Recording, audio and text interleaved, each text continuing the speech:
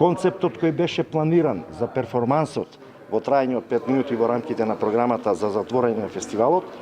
авторите планираа на сцената да остават отпад од неколку килограми праски, сливи, дињи, како и неколку килограми мед и половина кубен метар огромно дрво,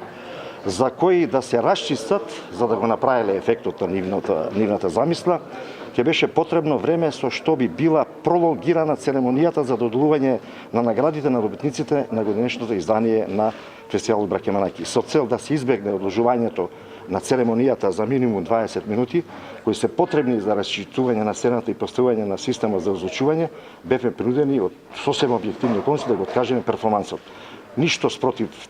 замислата на авторот, значи ова ниту еден начин не беше со цел да се ограничи слободата на креативниот израз на авторот и неговата екипа, што може да се види и од изведбата на перформансот на церемонијата на отворањето, за која застанавме 100%, на фестивалот, позади која застана целиот фестивалски тим. Тоа беше покрајбата варијанта,